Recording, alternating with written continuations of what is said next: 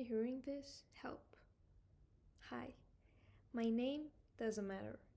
My age doesn't matter.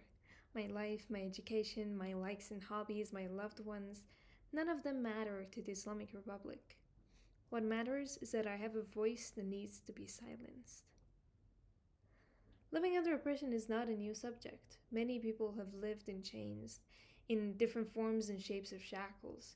The hardest part of it is keeping hope alive in yourself. For as long as I can remember, I've been struggling not to succumb. There aren't many ways to fight the Islamic Republic, anyways. Until 2 months ago, the best you could do was to run away, leave your childhood and family and friends behind, and build a whole new life in a whole new country. I've lost count of how many people I've lost to immigration, how many childhood friends and cousins and schoolmates who are now scattered all around the world and haven't seen their families in years. But you know what? All of that is enough. Now we've created a way to fight. And there are so many things that are going wrong in this country. So many people in power who steal and lie and kill. But I'm so glad that women's rights, or rather the complete lack of it, is what has caught the world's attention. It's a controversial topic since the source of this cruelty is Islam, and Westerns don't have a clue what Islam actually is and blindly defend it because they're told it's a religion of brotherhood and peace. I've been called an Islamophobe so many times because I've talked about the truth of living in an Islamic country. The truth of living in an Islamic country is a 14-year-old girl who gets beheaded with a sickle by her father, and her father, who knows he'll receive only 9 years of prison in this country, so he does it to punish her shameful daughter the way he thinks is right. The truth of living in Iran is hearing this news when you wake up one day, and the fear that conquers your body, because you know this could be you if you did something your father didn't approve of. The truth of living in Iran was when male teachers were banned from entering our all girls school, and we had to hold our classes in a hidden room because, in their sick minds, a female plus a male immediately equals sex. The truth of living in Iran is that I could have been killed. The day Mahsa Amini was arrested, I ran away from the van she was transported in, the very van that she was transported in. And I got lucky, honestly, because I knew my way around the area, so I hid behind the bushes and took a shortcut. I almost was the girl who got hit in the head so bad she died, just because she was a woman who didn't wear a perfect hijab. I can die today or tomorrow or any other day that this regime is in power just because I exist and want to have rights. Before all this, I wished I lived in a free country and didn't even know where Iran was because these were all the truths of living in Iran. Now, I'm proud that there's a war to win. I'm glad that I'm part of changing history. I'm happy that I'm talking right now, even though I know the punishment for using my voice is a rope around my neck. And if you're hearing this, you can be a part of this revolution too. Well, hello everyone, and welcome to chapter 93 of The Last Thoughts of a Busy Mind. Still in the theme of LOU, living under oppression. You just heard from my friend, and I will get to what she said in a bit. First off, my drink today is again malt beverage. It's lemon and mint flavored. Um, if you want to know the brewery, it's from Shams, which is we not important. We're in a huge boycott campaign against some labels. This one apparently wasn't boycotted from what I gathered, what I researched. We are boycotting the brands that are advertising on state TV in order for them to pull their advertising money, dealing a blow to them. Anyways, so it had worked in some sense. One of the active members against People's Movement is an ice cream company called Mihan, and they have been dealt quite a blow. So, this chapter is named El Pueblo. By the way, I don't speak Spanish, so sorry in advance, but it's called El Pueblo Unido, Jamás, Será, Vencido, which means people who united are never defeated. It's the name of a song. It's a Chilean song from 1975, and has been used as a political and revolutionary song, both in Chile and actually in Iran in 1979. It was translated with lyrics being called Barpochis, meaning arise. And it was, when it was sang in Iran, it was used as a leftist song. It mainly talked about being united and also the plight of the worker. Zamin, Qani, Sevan, Jeba, Zega. And it's a great song, by the way. Great song. If you haven't heard it, go ahead, search for it. I probably, yeah, I'm gonna put a link to it in the description to a version of it. Probably the original one that was being sang by, I hope I'm not pronouncing it wrong, Kuila Payon. Kuya Payon. I don't know. Anyways, so first of all, about what my friend said, because as I said, one of the things about LOU is L. I said LOU, didn't I? It's LUO. About LUO is amplifying voices of every different existence under the oppression of the Islamic Republic. And as my friend said, it is hard to very easily convey that to people whose idea of Islam is mainly outside of it. I know I'm being a bit, probably a bit facetious and exaggerating, but I can say, at least in my interactions with people outside of Iran, their idea is mostly either the Nation of Islam, which Muhammad Ali, the boxer, was a part of, and it's not. That organization has its own problem. I'm not gonna get into it.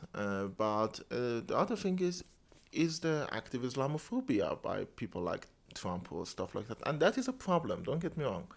Islamophobic people like Trump are not right, but you have to understand the reality of living under Islamic State. First of all, much like any other organized religion, much like Christianity, when you look into it, or Judaism, or Buddhism, or any other religion, Islam is not a religion of peace. There is no religion of peace. I don't care how many religious people I piss off with this. There is no such thing as a religion of peace. Once you get into an organized religion, it's always about gathering more power, exerting that power, and basically doing things in the old-fashioned conservative way, which is the goal of Islamic states, like Iran, like Pakistan, like Afghanistan. And the thing you should know about the Islamic State is that the justification for everything that my friend said, for, separating people by gender, the justification for killing LGBT members, justification for killing Mahsa Amini, and justification for what I'm going to talk about very shortly is Islam. It's okay because Islam said it's okay. So yeah, it's not Islamophobic to support the Iranian people, in this case, burning their hijab, because it's as Islamophobic as opposing the US government for not giving abortion rights is Christianophobe. I don't know if Christophobe, Judeo-Christianophobe. Basically, when religion becomes rule of law, and justification for the rule of law becomes religious, it's wrong. I don't care if it's Islam or if Christianity, Buddhism, Hinduism, Zoroastrianism, or Judaism, any other organized religion, if it's fucking Scientology, it's wrong, and it's not Islamophobic. That's the big thing. I might do a whole episode on that later. But throughout this week, the reason I said El Pueblo Unido, Jamás, Será, Vencido, People United are never defeated, is because this past week, these past 3 days, have been kind of important. We had, according to some news sources, the biggest, some, as I'm saying, I'm mainly meaning Iran International, which does have an agenda, but it is a news source, meaning when it reports on the news, there's usually some truth in it. Though it does have an agenda, it does not report on everything equally, but it does report on news as needed. It was the largest strike of businesses in Iran in modern history, which is great. Because again, El Pueblo Unido Jamás será vencido. And I'm recording this at 1:30 a.m. again. I'm not going to say it in every episode, but just know I am recording this because I don't know when I will not have access to internet anymore. So I'll take any chance I can. So, in the past 3 days, we've had a massive strike. Again, with businesses, everything except essential workers, meaning supermarkets that need to give food to people, and pharmacies and doctors. Almost everything else, to a degree, have shut down. And many of the marketplaces or bazaars in Iran have shut down, like completely not open for business. And that has meant that, as usual, with any sort of civil form of protest, the totalitarian government of Islamic Republic has retaliated. And in the city of Izeb, in the southwest, yeah, it's west, southwest of Iran. I'm sorry, I don't know east and west very well. I usually have to think for a moment and remember which is left, which is right. It's left, which means west. Southwest, they have attacked people, they've shot people, and I want to tell you the story of a boy, which was the news of today. A 10-year-old kid was murdered. A 10-year-old kid who had his whole life ahead of himself. His name was Kian. And, God damn it. There are a few, the images speak 1,000 words, and there are some images here that I don't think I will ever be able to not think of. One of them is him showing his little invention that he made, and it felt so human, sitting in the yard of his house with a small container of water, made a little boat with popsicle sticks. And the reason that I said that, because it's something that I know I've done.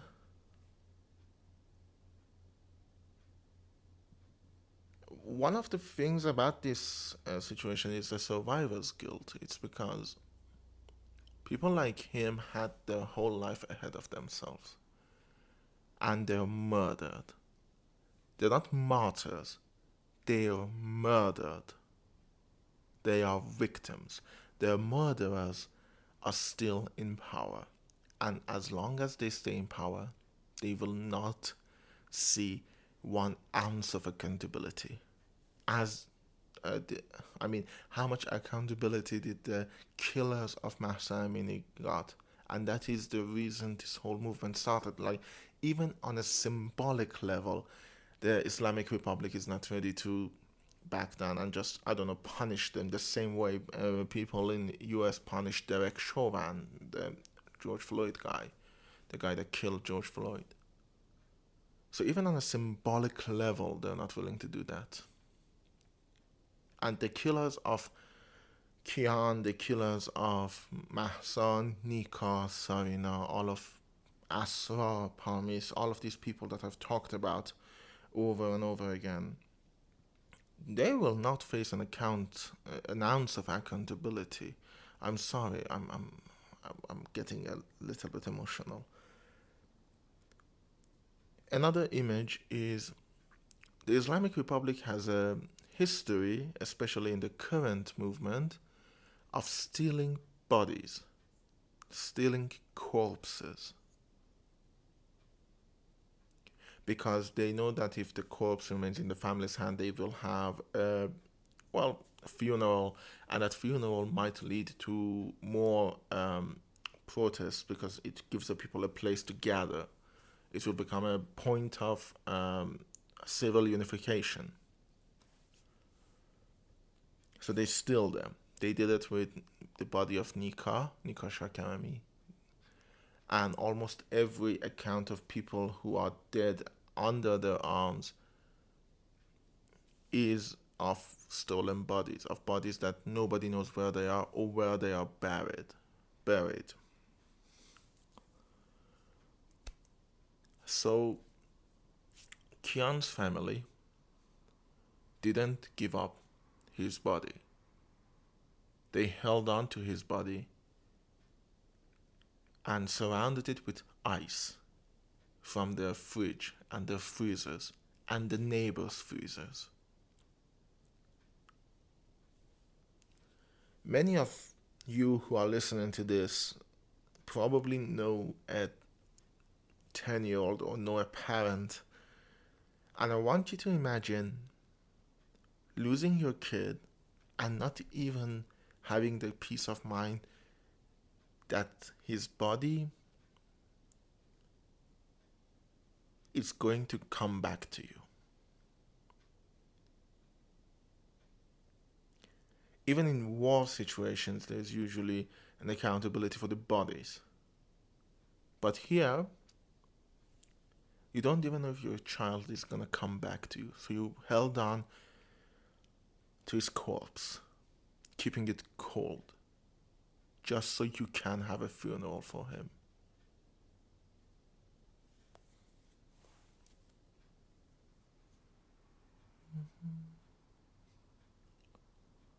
With every day that the Islamic Republic stays in power, there are more people like Kian. There are more kids that are being murdered. There are more lives that are being snuffed out, more hopes and dreams that are being completely removed. Because, well, as my friend said, they had a voice. Because they breathed. And because when a totalitarian regime feels it's nearing its end, it will become like an animal attacking heartlessly.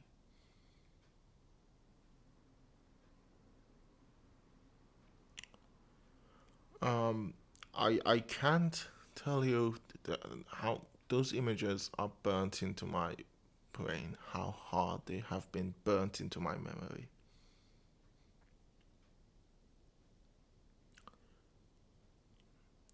I will not forget it. Let me tell you, I will never forget it. And if you saw those images, I'm sure you will not forget it either.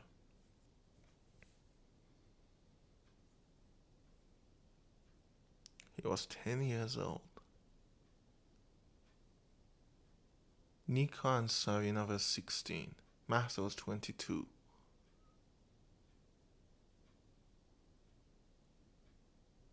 Parmis and Aswa were 14. I'm older than all of them, and the fact that I'm alive, the fact that my friend is alive, as she said, is a miracle, is luck. I don't have much more time to talk about, but I just want you to imagine what is it that living under oppression does to you.